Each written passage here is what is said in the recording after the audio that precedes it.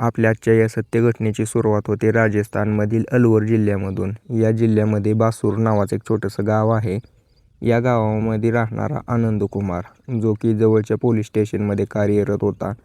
आनंद कुमार त्या पोलीस स्टेशनमधला सगळ्यात बदनाम हा कार्य करणारा व्यक्ती होता. त्या ठिकाणी जी व्यक्ती लाचार असेल त्याच्याकडून हा पैसे वसूल करायचा. पैसे वसूल करून पण त्यांचं काम व्यवस्थित करत नव्हता हा आनंद कुमार. पैसे घेऊन याने त्याचं एक साम्राज्य उभा केलं होतं. गाडी होती, बंगला होता, नोकर चाकर.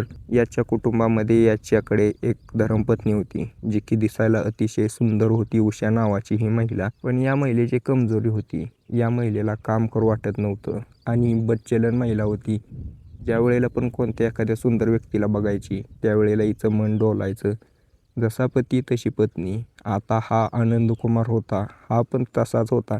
पोलीस स्टेशनमध्ये येणाऱ्या लाचार महिला ज्या की पैसे देऊ शकत नाहीत, त्यावेळेला हा त्यांच्याकडे शरीर सुखाची मागणी करायचा. नाड्याचा ढिल्ला व्यक्ती होता. ज्या वेळेला पण महिला बघायचा त्यावेळेला तिच्यावरती हात तुटून पडायचा प्रयत्न करायचा. अशा प्रकारे हा आनंद कुमार. या आनंद कुमारच्या परिवारामध्ये याची एक लग्न न झालेली बहीण पण होती, दिव्या नावाची, जिने 12वी झाल्यानंतर आता कॉलेजमध्ये ॲडमिशन घेतलेलं होतं. ती पण दिसायला अतिशय सुंदर होती, पण ती तशीच तिच्या वहिनीसारखी अजिबात काम करत नव्हती आणि एकदम कॅरेक्टरलेस पोरगी होती. या दिव्याला ना पैसा एवढा खर्चण्यासाठी लागायचा. कुठं गेले की 10,000 रुपये खर्चलेले आहेत, 5,000 रुपये खर्च केलेले आहेत. तिला कशाचं काय काळजीच नव्हती ना पैशाची, कारण या आनंद कुमारकडे भरपूर पैसा होता. भावाचा पैसा आहे फुकटचा, तो बी रिश्वत घ्यायचा. त्यामुळे तोही विचार करत नव्हता, बहीण आहे एकुलती एक म्हणून द्यायचा खर्चाला किती पण पैसे. आता या आनंद कुमारची पत्नी उषा आणि त्याची ही बहीण दिव्या पुढे चालून नोकरासोबत मिळून असा काही मोठा कांड करणार होते. त्याच्यामुळे आनंद कुमारला त्याचा जीव गमवावा लागणार होता. काय आहे पूर्ण घटनेचा तपशील मी तुम्हाला सांगतो, व्हिडिओ शेवटपर्यंत नक्की बघा. काही दिवसांनंतर 1 मार्च 2026चा तो दिवस होता. सकाळचे 8 वाजलेले होते. आनंद कुमार सकाळी पटकन उठला, तयार झाला. पोलीस स्टेशनमध्ये आज भरपूर काम होतं, त्यामुळे तो त्याच्या पत्नी उषाला म्हणतो की बाई मला जरा जेवण करून दे पटकन, मला भूक लागली, मला जायचं आहे. ती उषा कामचोर महिला तिला म्हणली मला कंटाळा आला, मला नाही जेवण करणं होत आणि थोडा टाईम लागेल. तो म्हणला बरं कर मी आंघोळ करेपर्यंत. जेवपर्यंत त्याची आंघोळ झाली तो हिनं तर अजून भाजी पण केली नाही, भाकर कधी करायची. त्यामुळे तो न जेवताच पोलीस स्टेशनमध्ये पोहोचवतो. त्या ठिकाणी ड्युटीवरती बसतो. काहीच वेळानंतर त्या ठिकाणी एक अतिशय सुंदर महिला, दिसायला एवढी सुंदर होती की पूर्ण पोलीस स्टेशनची नजर तिच्यावरतीच होती. रुची नावाची महिला पोलीस स्टेशनमध्ये पोहोचते. त्यावेळेला तिच्याकडे पूर्ण पोलीस स्टेशन बघत होतं. अतिशय सुंदर होती दिसायला. तिचा पती पोलिसांनी पकडलेला होता, तो अवैध दारू विक्री करायचा. त्यावेळेला ही महिला त्याला सोडवण्यासाठी आलेली होती. त्या ठिकाणी या आनंद कुमारपाशी येऊन म्हणते साहेब माझा पती ना पोलिसांनी पकडलेला आहे, तर त्याला सोडवलं तर बरं होईल. अहो याच्या वाचून माझं कुटुंब बंद पडलंय, काहीच चालत नाही. हा आनंद कुमार तिच्याकडे बघतच राहतो, तिची सुंदरता बघत राहतो. बच्चलन होता, नाड्याचा ढिल्ला होता, जसं की मी तुम्हाला सुरुवातीलाच सांगितलं. त्याच्या मनामध्ये इच्छा झाली की काही करून हिच्यासोबत मला वेळ घालवायचा आहे. हा तिला म्हणू लागतो की ठीक आहे सोडवायला सोडवू आम्ही, त्याने वाईट काम केलंय, त्याचा मोबदला तर द्यावाच लागेल. 10,000 रुपये लागतील सोडवण्यासाठी. त्या ठिकाणी ती रुची त्या आनंद कुमारला म्हणते एवढे पैसे तर नाही आहेत माझ्याकडे, मी कुठले देऊ शकते एवढे पैसे. त्यावेळेला हा आनंद कुमार त्या रुचीला म्हणू लागतो की तुझ्याकडे पैसे नाहीत तू म्हणते, पण तुझ्याकडे ते सगळं आहे जे मला पाहिजे आहे. पैशाच्या बदल्यात तू ते सगळं देऊ शकते. आनंद कुमारचं हे बोलणं आणि हे इशारे ती रुची समजू लागते. या रुचीपाशी दुसरा काही पर्यायच नव्हता. पती आतमध्ये बंद होता, पैसा अजिबात नव्हता. त्यामुळे हा आनंद कुमार त्या रुचीला होकार देण्यासाठी मजबूर करतो. ती रुची त्याला होकार देते. त्यावेळेला ही रुची त्या आनंद कुमारला म्हणते हा माझा ॲड्रेस आहे, रात्रीचे 10 वाजता माझ्या घरी या, माझ्या घरी कोणीच नाही. माझा पती तर तुम्ही बंद करून ठेवला, त्यामुळे माझ्या घराकडे कोणी फिरकत नाही. तुम्ही येऊन तुम्हाला जे करायचं ते करू शकता. आता आनंद कुमारला लायसन्स मिळालेली होती. हा रुचीला म्हणतो की तुम्ही काळजीच करू नका, तुमचा पती मी लवकरच सोडून देतो ज्यावेळेला माझी गरज पूर्ण होईल. या आनंद कुमारला ॲड्रेस देऊन ही रुची घरी निघून जाते. रुची विचार करत होती की पतीला सोडवण्यासाठी काय काय करावं लागायलंय. पण विषय हाच होता की ही रुची पण एकदम बच्चेलन महिला होती. हिलाही तेवढंच पाहिजे होतं असं म्हणू शकतो. तिचा पती नशे करायचा आणि तिच्यासोबत व्यवस्थित वेळ घालवत नव्हता. त्या ठिकाणाहून निघून गेल्यानंतर रात्रीचे 8-9 वाजता हा आनंद कुमार त्याची ड्युटी संपवून दिलेल्या ॲड्रेसवरती जायला लागतो. काही वेळानंतर त्याच्या लक्षात येतं की अरे इथं जाताना तर एक दारूचा ठेका आहे. त्याच्यावरून तो 2 बाटल्या घेतो. रस्त्यात बसून एका वेळेला तो दोन्ही बाटली आतमध्ये उतरवतो. तो आता पूर्णपणे नशेत होता. आनंदकुमार नशेत त्या रुचीच्या घरी पोहोचतो. दरवाजा वाजवतो. रुची आत वाटच बघत बसलेली होती. रुची ज्या वेळेला बघते की आनंदकुमार आहे दरवाज्यामध्ये, दरवाजा उघडते, आत घेते त्याला. आनंदकुमार म्हणतो घराचा मेन दरवाजा बंद कर. आता या महिलेने घराचा मेन दरवाजा बंद केला. घराचा जसा मेन दरवाजा बंद झाला तसा या दोघांचा हा आनंदाचा खेळ चालू झाला. त्या ठिकाणी या दोघांनी आपला अनैतिक संबंधाचा खेळ सुरू केला. ते दोघं आता जोपर्यंत करतात जोपर्यंत या दोघांचं मन भरत नाही. हे चुकीचं होतं पण या दोघांनी केलं. या दोघांची इच्छा झाली पूर्णपणे. हा आनंदकुमार शांत झाला. त्यावेळेला हा म्हणतो की उद्या सकाळी तुझ्या पतीला मी सोडून देईल आणि त्या ठिकाणाहून घराकडे निघून जातो. रात्री उशिरा घरी पोहोचला होता आनंदकुमार. जवळजवळ 12 वाजलेले होते. त्याची पत्नी त्याची वाटच बघत बसलेली होती. आज त्याच्या पत्नीने त्याची जी बहीण आहे दिव्या तिच्यासोबत वाद केलेला होता कामावरून. आता हे सगळं सांगतच होती त्याची पत्नी, पण हा काय ऐकून घेण्याच्या मनस्थितीत नव्हता, नशेमध्ये होता. त्याचं आज मन शांत झालेलं होतं. त्यामुळे तो घरी येऊन झोपी गेला. सकाळी 8 वाजता उठला. सकाळी 8 वाजता त्याच्या पत्नीला म्हणतो की या आनंदकुमारची पत्नी उषा म्हणू लागते की मला नाही होत जेवण वगैरे बनवणं, मी किती काम करू? तुझी बहीण निवांत बसते वर टांगड्या करून, काहीच काम करत नाही, मी एकटी काम करू काय? आता या दोघांच्या या भांडणाला कंटाळून हा आनंदकुमार न जेवताच तिथून निघून गेला. जाता जाता त्यांना म्हणला की तुमच्यासाठी आज एक नोकरच घेऊन येतो, त्याच्याशिवाय घरी येतच नाही. आता या दोघी नोकराचं नाव ऐकून खुश होतात. यांना वाटलं की आता काम करावं लागणार नाही आपल्याला. आनंदकुमार पोलीस स्टेशनला जाताना आता हुडकत होता की कोण नोकर भेटतंय का. 5-6 जणाला विचारलं पण कोणी पोलिसाच्या घरी कामासाठी जाण्यासाठी तयार नव्हता. निराश होऊन पोलीस स्टेशनमध्ये पोहोचतो. त्या ठिकाणी पोहोचल्यानंतर आनंदकुमारच्या लक्षात येतं की आपण तर काल त्या महिलेला म्हणले की तिचा पती सोडेल, आज आपल्याला सोडावं लागेल. आता हा मेन अधिकाऱ्यापाशी जातो. त्याच्यापाशी जाऊन त्याला थोडं गोड गोड बोलून त्या पोराला सोडून देतो. प्रमोद नाव होतं त्या महिलेच्या पतीचं. पण दुसरीकडे आनंदकुमारच्या डोक्यात एकच खूळ चालू होतं की आज जर नोकर नाही घेऊन गेलं आपल्याला घरी जेवण भेटणार नाही. त्यामुळे याच्या डोक्यात चालू होतं की यावेळेला याच्या लक्षात येतं की हा जो प्रमोद आहे यालाच नोकर म्हणून घेऊन गेलं तर काय अडचण आहे. हा त्या प्रमोदला विचारू लागतो की तू हे दारू ती विकतोय ते बंद कर, असले गैरकानूनी कामं करत जाऊ नको, त्याच्यामुळे तुझी पत्नी किती रडत होती. त्यावेळेला हा प्रमोद म्हणू लागतो की मी काय करू शकतो साहेब, माझ्याकडे दुसरं काही कामच नाही. हा आनंदकुमार म्हणतो की त्याला हे बघ तुला मी काम देतो, 15,000 रुपये पगार देईल, माझ्या घरी नोकराचं काम कर. आता हे काम करतोय. त्यावेळेला प्रमोद म्हणतो चालेल ना साहेब, मला काहीच अडचण नाही, मला काम असेल तर मी असलं काम का करेन. ज्यावेळेला असं म्हणतो त्यावेळेला हा आनंदकुमार खुश होतो, कारण त्याला वाटलं होतं की आता नोकर भेटला. पण हाच नोकर पुढे चालून याच्यासोबत खूप मोठा कांड करणार होता. सायंकाळचे 6 वाजता ड्युटी संपवून हा आनंदकुमार प्रमोदला घेऊन घरी पोहोचतो. घरी पोहोचल्यानंतर दरवाजा उघडते ती उषा. ज्या वेळेला उषा दरवाजा उघडते आणि बघते की आनंदकुमारने एक नोकर आणलाय त्यावेळेला ती खुश होते. दुसरीकडे हा प्रमोद जो की नोकर बनून आलेला होता तो बघतो उषा दिसायला अतिशय सुंदर आहे, पोलीस ऑफिसरची पत्नी आहे, घरातून बाहेर नसती, काम नसतं काय, अशी दिसते की असं वाटतं अप्सराच आहे. त्यावेळेला हा तिच्यावरती फिदाच होतो, तिच्याकडे बघत राहतो. पण काही वेळानंतर बघतो की याची बहीण दिव्या ती पण तिच्यापेक्षा जास्त सुंदर आहे. त्यावेळेला हा विचार करू लागतो की चला या ठिकाणी आपल्याला काम मिळालं, बेस्टच झालं. दुसऱ्या दिवशीपासून हा प्रमोद यांच्या घरी काम करायला चालू होतो. याला सगळी कामं वगैरे समजावून सांगितली जातात. 8 ते 10 दिवसांचा वेळ गेलेला होता. त्यावेळेला या प्रमोदच्या लक्षात येऊ लागते की या पोलीस ऑफिसरची पत्नी उषा याच्याकडे आकर्षित झालेली आहे. कायम हा काम करत असताना याच्याकडे बघते. तसे ही उषा बच्चलन महिला होता. हळूहळू प्रमोद आणि उषामध्ये बोलणं चालणं चालू होतं. दोघं आता बोलण्या चालण्यावरून चांगल्याच गप्पा रंगू लागल्या होत्या. थोड्या अश्लीलतेकडे यांच्या गप्पा वळू लागल्या होत्या. 25 मार्च 2026चा तो दिवस होता. सकाळचे 8 वाजता हा आनंदकुमार त्याची वर्दी वगैरे घालतो, गाडीवरती बसतो आणि कामावरती निघून जातो जेवण वगैरे करून.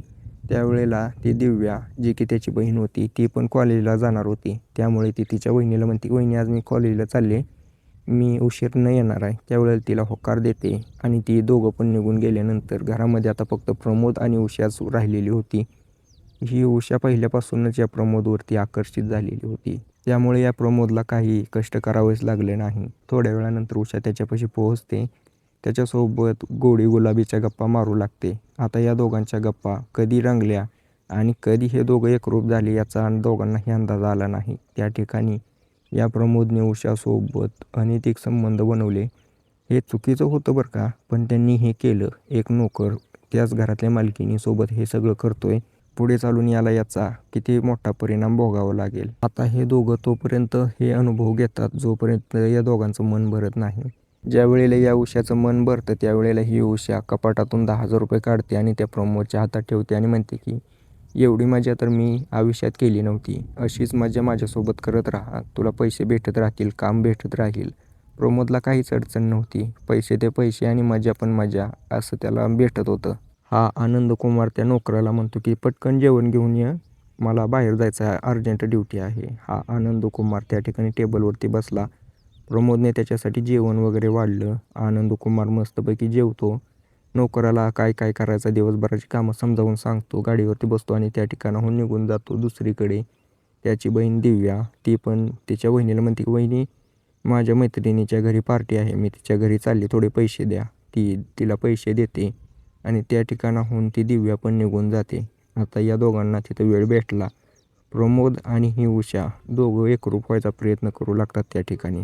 उषा या प्रमोदला घेऊन तिच्या रूममध्ये जाते, पण रोजच्या प्रमाणे हे दरवाजा बंद करत नाहीत. प्रत्येक वेळेला मेन दरवाजा बंद करत होते. आज त्यांनी दरवाजाच बंद केला नाही. एवढा कॉन्फिडन्स होता की आज कोणी येणार नाही असं वाटलं. पण काही वेळानंतरच ती आनंदकुमारची बहीण दिव्या जी होती तिच्या लक्षात येते की तिनं तर आज मोबाईलच घेतला नाही. पर्समध्ये बघते मोबाईल नव्हता. त्यामुळे ती घरी पोहोचवते. घरी आल्यानंतर दरवाजा उघडाच आहे. दरवाजातून आत येते आणि यांच्या रूमचाही दरवाजा उघडा आहे. ही थोडं वाकून बघते तर हे दोघं त्या ठिकाणी पूर्णपणे नग्न अवस्थेत ते करत आहेत जे की नको करायला पाहिजे होतं. ज्या वेळेला ती बघते की तिची वहिनी तिच्याच घरातल्या नोकरासोबत हे सगळं करते त्यावेळेला ती ओरडू लागते आणि त्या उषाला जाग येते. उषाला ज्या वेळेला जाग येते त्यावेळेला बघते आता तर कांड झाला, या दिव्यानं आपल्याला बघितलं. त्या ठिकाणी उषा आणि प्रमोद थोडे थोडे घाबरायला लागतात आणि म्हणू लागतात की तू जसं समजते तसं नाही, हे आमच्याकडून चुकून झालं. ही दिव्या तिच्या वहिनीला म्हणू लागते की हो मला माहिती आहे तुझ्याकडून चुकूनच होतं हे सगळं, पण हे सगळं जर तुझ्या पतीला समजलं तर काय होईल. तो पोलीस ऑफिसर आहे, पहिल्यापासून रागीट आहे, तो तर तुला संपवूनच टाकेल. त्यावेळेला उषा दिव्याच्या पुढे हात जोडू लागते की नको, काही बोलू नको, कोणाला काय सांगू नको, माझ्यावरती दया कर. त्यावेळेला ही दिव्या म्हणते ठीक आहे, पण मला पण या प्रमोदसोबत थोडा वेळ घालवायचा आहे. आता ज्या वेळेला उषा हे बोलणं तिचं ऐकते त्यावेळेला ती म्हणते हो चालेल, मला काय अडचण नाही. हा प्रमोद थोडा विचार करतो आणि तोही होकार देतो. त्याची ही नजर होती या दिव्यावरती. त्यावेळेला ही दिव्या म्हणते की ठीक आहे, 2-3 दिवसांना माझा वाढदिवस आहे, माझ्यासोबत ह्याला त्या दिवशी वेळ घालवावा लागेल, मी म्हणाल ते करावं लागेल. प्रमोद तयार होतो, उषा पण तयार होते. त्या ठिकाणाहून ती तसंच निघून जाते. या दोघांचा असाच कार्यक्रम चालू राहतो. 2-3 दिवसानंतर ती तिच्या भावाला म्हणते की दाद्या मला ना 10,000 रुपये पाहिजेत, माझा आज वाढदिवस आहे, माझ्या मैत्रिणीला पार्टी द्यायची आहे. आनंदकुमारची लाडकी बहीण होती त्यामुळे तो 10,000 रुपये काढून दिव्याला देतो. दिव्याला म्हणतो की चांगली जंगी पार्टी कर. त्यावेळेला ही दिव्या त्या आनंदकुमारला म्हणते हो नक्कीच, तुझी बहीण आहे, पैशाची काही कमतरच नाही मला. ज्या वेळेला आनंदकुमार त्याच्या बहिणीला पैसे देतो त्यावेळेला तो आपल्या पोलीस स्टेशनला कामासाठी निघून जातो तिथून. आनंदकुमार पोलीस स्टेशनमध्ये गेल्यानंतर त्याची पत्नी उषा, हा प्रमोद आणि ही दिव्या तिघंच घरी राहिलेली होती आणि आता या उषाची कमजोरी दिव्याच्या हातात लागली होती. त्यामुळे ही दिव्या त्या प्रमोदला म्हणते चल. ही दिव्या यांच्याकडून काहीही करून घेऊ शकत होती. त्यामुळे ही दिव्या त्या प्रमोदला म्हणते की चल मला शहरात जायचं आहे, त्या ठिकाणी आपण दोघं काही वेळ घालवणार आहेत हॉटेलमध्ये. ज्या वेळेला हा नोकर तयार होतो त्यावेळेला दिव्या या नोकराला घेऊन शहरामध्ये जाते. त्या ठिकाणी एका हॉटेलमध्ये रूम बुक करते, मागेल तेवढे पैसे देऊन. त्या ठिकाणी याच्यासोबत ती वेळ घालवू लागते. हे दोघं तोपर्यंत करतात जोपर्यंत त्या दिव्याचं मन भरत नाही. तिचं मन भरलं त्याच्यानंतर तिने थोडेफार कपडे खरेदी केले, केक खरेदी केली आणि परत सायंकाळचे 6 वाजता घरी पोहोच झाली.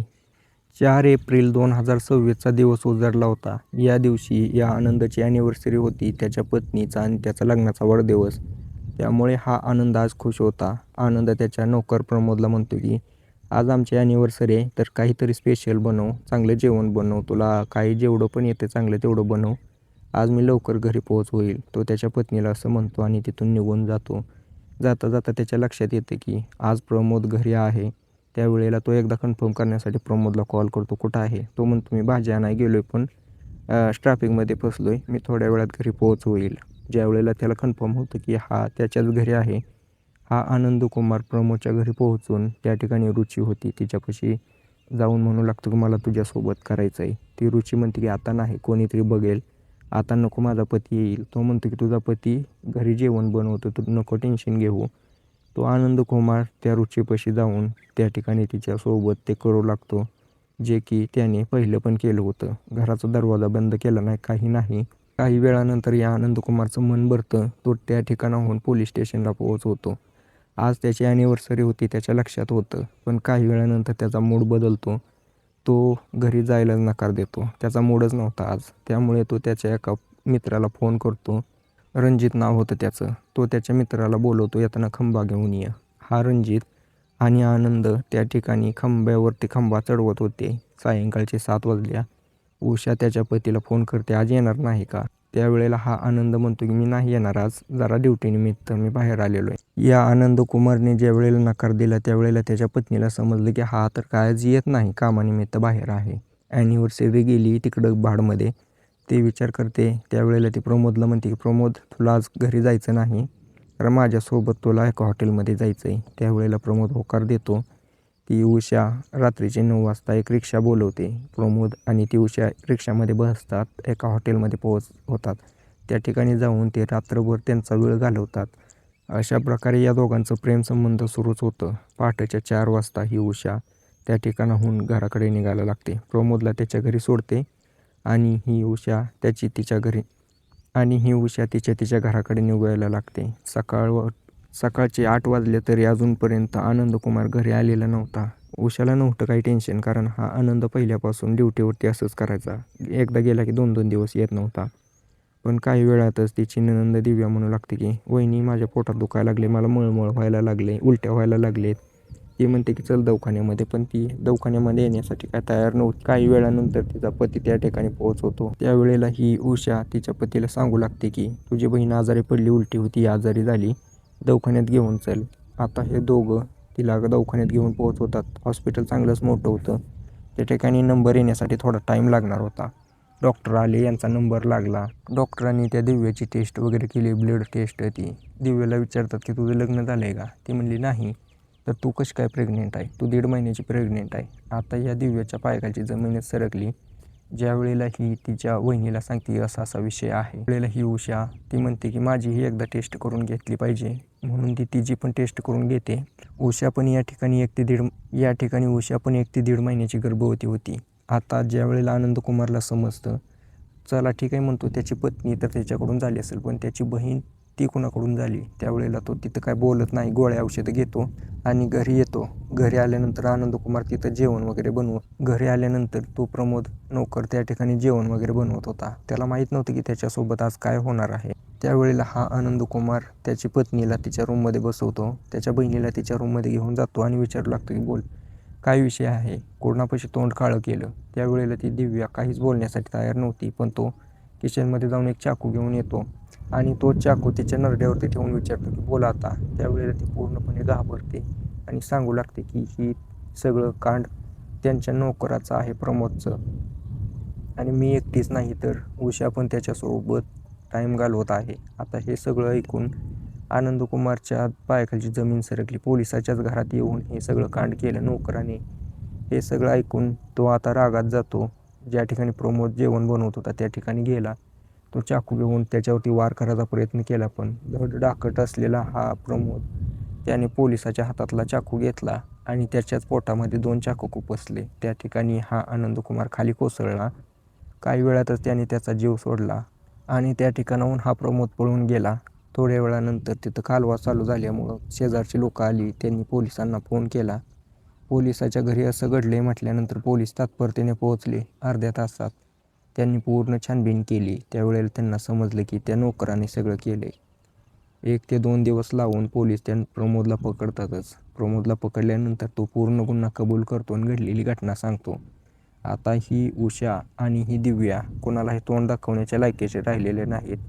यांनी यांच्या मनशांतीसाठी जे केलं त्याच्यामुळे त्यांचा भाऊ, एकाचा पती, तो तर जग सोडून गेलाच गेला, पण यांची इज्जत पण गेली.